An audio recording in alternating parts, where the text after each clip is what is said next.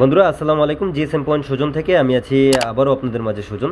তো এই মুহূর্তে আমাদের হাতে দেখতে পাচ্ছেন রেডমি নোট 10 প্রো একটি ফোন। তো এই ফোনটার সমস্যাটা হচ্ছে এটার সাউন্ড আসে না এবং কি এটার ফ্রন্ট ক্যামেরা আসে না। হ্যাঁ, তো এটা আপডেট দেওয়ার কারণে অথবা গেমিং করার কারণে এই সমস্যাগুলো হয়ে থাকে।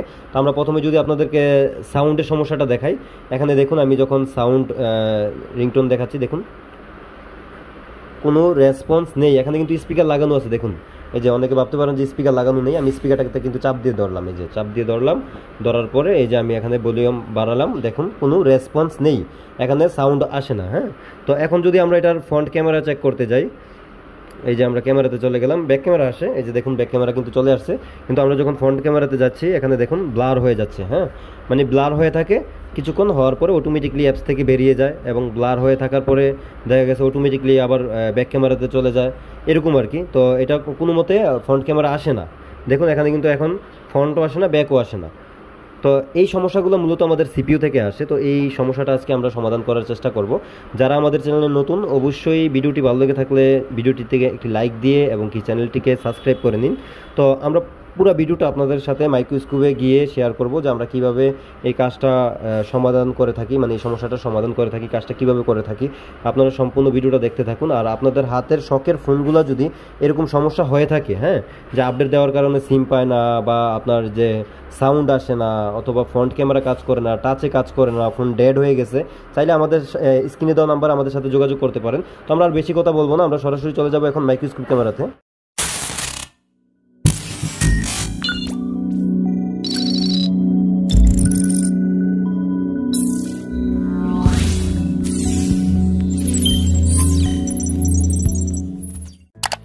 বন্ধুরা দেখতে পাচ্ছেন আমরা মাইক্রোস্কোপ ক্যামেরাতে চলে আসলাম এবং কি আমরা এখান থেকে ডিসপ্লে এবং কি ক্যামেরাগুলো এক এক করে আলাদা করে নিচ্ছি। দেখতে পাচ্ছেন প্রত্যেকটা ক্যামেরাকে আমরা এক এক করে আলাদা করে আমাদের মাদারবোর্ডটাকে বডি থেকে আলাদা করে নিতে হবে। তো দেখতে পাচ্ছেন এখান থেকে আমরা উপর থেকে আমাদের যতটুক টিন প্রয়োজন আমরা ততটুক কেটে নিব। তো অনেক টেকনিশিয়ান ভাই আছে যারা যেটা করে থাকে এখানে পুরোটা টিন উঠিয়ে ফেলে। সেক্ষেত্রে আমি বলবো আপনারা পুরো টিনটা উঠাবেন না, যতটুকু আপনাদের প্রয়োজন ততটুকু উঠিয়ে নেবেন। তো এখানে দেখতে পাচ্ছেন আমার যতটুকু প্রয়োজন আমি ততটুকু আস্তে আস্তে কেটে নিচ্ছি। কারণ হচ্ছে আমরা যদি পুরো টিনটাকে এখান থেকে তুলে ফেলে দিই সেক্ষেত্রে উপরের টিনটা আর এখানে বসাতে পারবো না। আর যদি আমরা টিনটাকে ঠিকঠাক মতো এখানে বসাতে না পারি, পরবর্তীতে সিপিইউটা আমাদের যে পরিমাণে হিটিং হবে ওই হিটিং তাপমাত্রাটা সিপিইউটা সহ্য করতে পারবে না এক কথায়। কারণ এটা যে হিটিংটা হবে এখানে যে টিনটা থাকবে, আমরা পরবর্তীতে যে টিনটা এখানে বসিয়ে দিব ওই টিনটা অটোমেটিকলি এই হিটিংটাকে টেনে নিয়ে আসবে। হ্যাঁ, মানে এই আইসির মধ্যে তত একটা হিটিং ইস্যু থাকবে না। তো এখানে আমরা দেখতে পাচ্ছেন আমাদের যতটুকু প্রয়োজন আমরা কিন্তু আস্তে আস্তে ততটুকু টিন এখানে কেটে নিচ্ছি। খুবই কেয়ারফুল, যারা এখানে ড্রিল মেশিনের সাহায্যে টিনগুলো কাটবেন তাদের জন্য বলবো খুব কেয়ারফুলভাবে কাটবেন, কারণ যদি একটু ভুলভাল হয়ে যায় সেক্ষেত্রে সিপিইউ কেটে যাবে, না হয় দেখা গেছে মাদারবোর্ডের যে লেয়ারগুলো আছে লেয়ার কেটে যাবে। তো এখানে দেখতে পাচ্ছেন আমরা কিন্তু এই যে আমাদের তাতালের সাহায্যে আমরা এখানে আমাদের যে টিনটাকে উঠিয়ে নিলাম। এখানে যতটুকু প্রয়োজন ছিল খুব সুন্দরভাবে আমরা কেটে এখান থেকে উঠিয়ে নিচ্ছি, দেখতে পাচ্ছেন হয়তোবা। এখন কিন্তু আমরা চাইলেও আবার এখানে আমরা আমাদের ওই যেই টিনটা উপরে থাকে ওই টিনটা এখানে বসিয়ে দিতে পারবো। তো এখন আমরা যেটা করব আমাদের সিপিইউটাকে আমরা হিট দিয়ে এখান থেকে উঠিয়ে নিব। তার জন্য আশেপাশের যে আইসিগুলো আছে বা ইএমসিগুলো আছে ওইগুলোকে আমরা এখানে ট্যাপ দ্বারা কভার করে নিলাম যেন ওভারহিটিং না পড়ে। আর হালকাভাবে পেস্ট দিয়ে এখানে আমরা দেখতে পাচ্ছেন আমাদের সিপিইউটাকে উঠানোর চেষ্টা করছি। আর একটা জিনিস কথা বলে দেয় টেকনিশিয়ান ভাইদের উদ্দেশ্যে, ওভারহিটিং করবেন না, ওভারহিটিং করতে গেলে সিপিইউ ড্যামেজ হয়ে যাবে। তো এখানে দেখুন আমরা কিন্তু সুন্দরভাবে আমাদের সিপিইউটাকে উঠিয়ে নিলাম।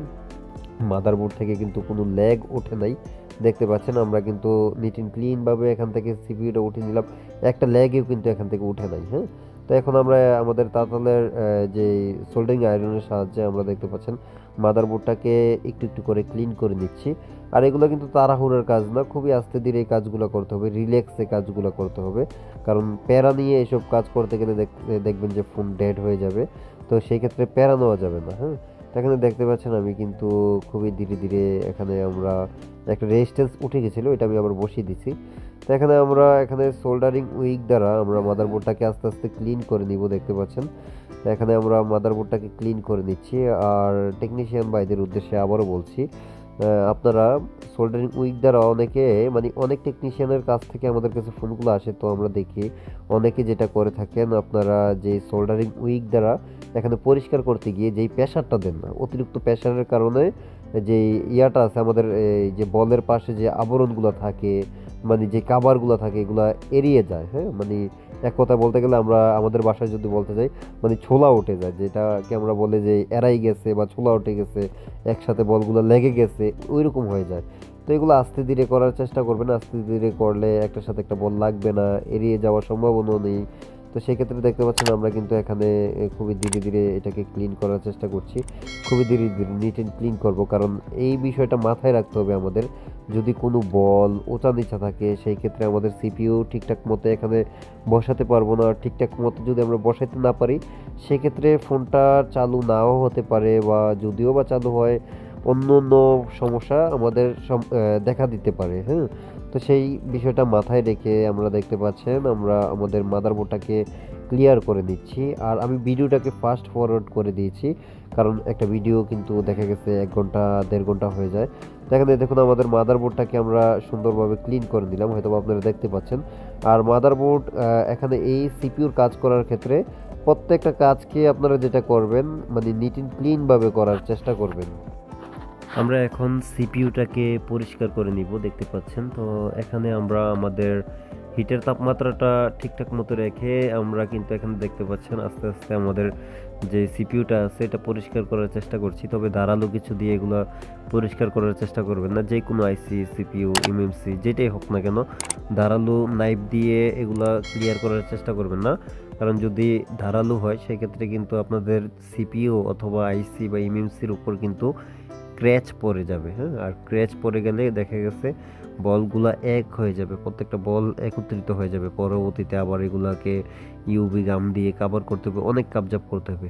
তো এখানে দেখতে পাচ্ছেন আমরা পিপিডি পেস্ট দিয়ে আমাদের প্রত্যেকটা বলকে যেগুলো ব্ল্যাক পেস্ট লেগে আছে এগুলোকে আমরা ক্লিয়ার করার চেষ্টা করছি এবং কি জ্বলন্ত করার চেষ্টা করছি। যদি আমরা এখানে এগুলোকে সুন্দরভাবে ক্লিয়ার করে নেই তখন কিন্তু আমাদের বলগুলো তৈরি করতে খুবই ইজি হয়ে যাবে, মানে প্রত্যেকটা বল ঠিকঠাক মতো তৈরি হয়ে যাবে।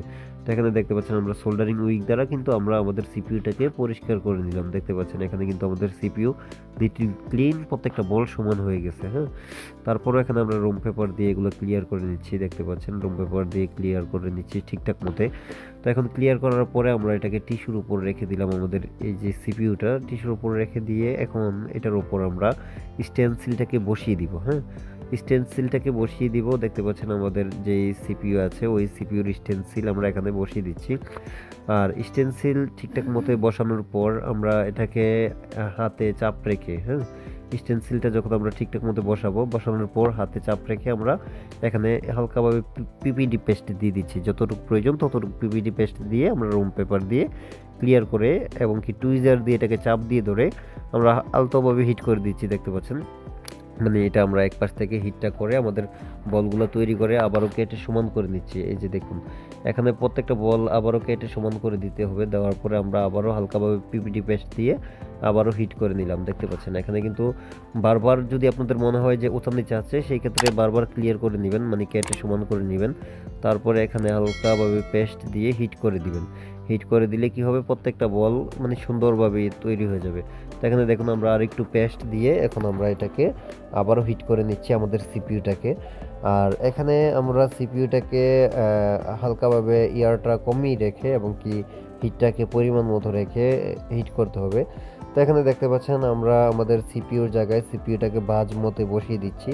এই যে দেখুন বাজ মতে বসিয়ে বাতাসটাকে জিরোতে রেখে, মানে ইয়ারটাকে জিরোতে রেখে আমরা আমাদের সিপিইউটাকে হিট করে নিচ্ছি এবং কি আমরা আলতোভাবে যে কোনো এক পাশ থেকে আমরা সিপিইউটাকে নাড়িয়ে দিয়ে দেবো। হ্যাঁ, তো এখানে আমরা কিন্তু আমাদের সিপিইউটাকে নাড়িয়ে দিলাম এবং কি এখানে আমরা এটাকে যখন ঠান্ডা হবে, আমরা গরম অবস্থায় কোনো মতে আমরা এখানে কোনো লিকুইড বা অকটেন বা বুথ ক্লিনার ব্যবহার করব না। যখন ঠান্ডা হয়ে যাবে ক্লিন করার পরে আমরা আমাদের টিনটাকে বসিয়ে দিলাম, দেওয়ার পরে এখন দেখতে পাচ্ছেন আমরা প্রত্যেকটা সেকশনে আমরা প্রত্যেকটা ক্যামেরা এখানে ঠিকঠাক মতো বসিয়ে নিচ্ছি এবং কি আমাদের মাদারবোর্ডটা বডির সাথে অ্যাডজাস্ট করে দিলাম, দেওয়ার পরে ক্যামেরাগুলো একসাথে লাগিয়ে নিচ্ছি, দেখতে পাচ্ছেন। লাগানোর পর আমরা এটাকে চেক দিব যে আমাদের কাজটা কমপ্লিট হলো কিনা। আপনাদের মাঝে সম্পূর্ণ ভিডিওটা শেয়ার করতেছি, দেখতে পাচ্ছেন বন্ধুরা, দেখতে পাচ্ছেন আমরা কিন্তু ইতিমধ্যে আমাদের সবগুলা এখানে কানেক্ট করে নিলাম, মানে মাদারবোর্ডটা বসিয়ে ক্যামেরাগুলো এখানে লাগিয়ে দিলাম। তো এখন আমরা এটাকে চেক দেওয়ার পালা যে আমাদের ফোনটা রানিং হয় কিনা দেখি আমরা। তো এখানে চার্জিং লাইন আমরা লাগিয়ে দিলাম। তো দেখতে পাচ্ছি আলহামদুলিল্লাহ আমাদের এখানে এমআই লেখা চলে আসছে, মানে আমাদের ফোন রানিং হয়ে গেছে আশা করি। তো তারপর আমরা দেখি এখানে চার্জিং লোগো চলে আসছে 85% চার্জ। তো এখন আমরা ফোনটাকে রানিং করব, অন করে দেখব আমাদের ক্যামেরা ইস্যু ছিল এবং কি সাউন্ড ইস্যু ছিল। হ্যাঁ, তো এই সমস্যাগুলো সমাধান হয়েছে কিনা আমরা দেখব। তো এখানে দেখতে পাচ্ছি আমাদের এমআই লেখা চলে আসছে, আলহামদুলিল্লাহ ফোন চালু হয়ে গেছে। তো তারপর আপনারা ধৈর্য সহকারে ভিডিওটা দেখতে থাকুন, ওয়েট করুন, তাহলে বুঝতে পারবেন যে আসলে আমাদের কাজটা কমপ্লিট করতে পারলাম কিনা। আর হয়তোবা আপনারা ভিডিওর মাধ্যমে এতক্ষণ মাইক্রোস্কোপ ক্যামেরা দিয়ে দেখতে পাচ্ছিলেন যে আমরা কাজটা কিভাবে করেছি, মানে কত সুন্দরভাবে কাজটা করার চেষ্টা করেছি। তো কাস্টমার ভাইদের উদ্দেশ্যে বলছি, আপনাদের হাতের ফোনগুলা, শখের ফোনগুলো যদি আপনারা পাঠান তাহলে আমরা প্রত্যেকটা কাজে এইভাবে করব। আর এত সুন্দরভাবে করি আমরা কাজগুলো, মানে নিট অ্যান্ড ক্লিনভাবে করি, যেন নেক্সট টাইম যেন কোনো প্রকার সমস্যা না করে। হ্যাঁ, আর আমরা এখানে যে পিপিটি পেস্ট ব্যবহার করি এটাও একটু মানে ভালো মানের পেস্ট ব্যবহার করি। হ্যাঁ, তো এখানে দেখতে পাচ্ছি আলহামদুলিল্লাহ আমাদের ফোনটা কিন্তু চালু হয়ে গেছে। তো এখন আমরা এটা চেক দিব, ফার্স্ট টাইম আমরা চেক দিব, এটা আমাদের সাউন্ডটা চেক দিয়ে নিচ্ছি, যেহেতু আমাদের সাউন্ড প্রবলেম ছিল আমরা সাউন্ডটা চেক দিয়ে নিই। তো আমরা সেটিংয়ে চলে আসলাম এখান থেকে, এখন আমরা এটার সাউন্ড চেক দিচ্ছি। আপনারা জানি না শুনতে পারবেন কিনা, তো হয়তো বা শুনতে পারছেন যে এটার যে সাউন্ড আমাদের কিন্তু চলে আসছে। আলহামদুলিল্লাহ আমাদের সাউন্ড চলে আসছে, তার মানে এখন আমরা আশা করতে পারি আমাদের ফ্রন্ট ক্যামেরাও চলে আসবে। তো এখানে দেখুন আমাদের কিন্তু এই যে 3 সেকেন্ড আফটার, আচ্ছা কোনো একটা সমস্যা দিছে, দেখি আমরা আবারও কি আসে ক্যামেরাতে।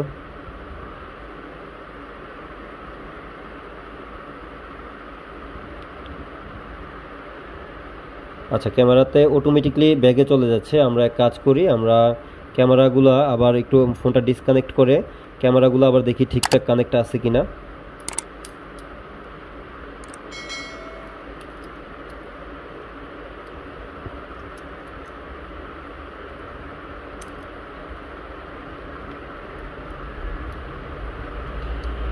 আমরা এখন আবার ফোনটাকে রানিং করে দেখব যে আমাদের ক্যামেরাগুলো ঠিকঠাক কাজ করছে কিনা।